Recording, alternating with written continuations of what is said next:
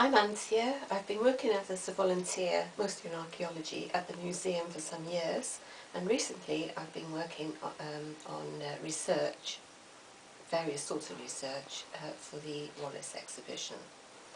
So you were helping with some of our natural history specimens. What sort of things have you been looking at? Oh dear, all sorts of things. Corals, finding out what they are, what they were used for. Sometimes it's a little bit obscure. But the Q website has been very helpful in that. Fantastic. And you've been reading the Malay Archipelago, I believe. Yes, fantastic book.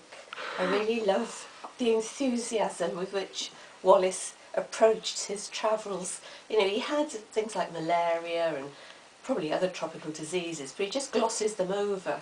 He says, oh, I was laid up for a few months and that held me up for a bit, but while I was laid up I wrote a paper and posted it off, and that's something that's stuck in my head from this book, is the fact that the post carried everything back to Britain, and he got mail from his family, and he communicated with people back in England, like Darwin and his mother, and you know, the way he describes a day in his life, it sounds hectic really, collecting during the day, preparing the specimens in the evening and the rest of the time, and then off to do a bit more collecting.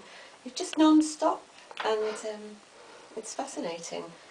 But the one thing that shines through, I think, I possibly said it earlier, is his enthusiasm. So often you read him saying, oh, this was the best place ever I can imagine. I have lived so far in this journey, and this is the best collection of beetles I've got since another time when he said that was the best. You know, everything is really wonderful. He seems to thoroughly enjoy his job. He enjoys the world around him.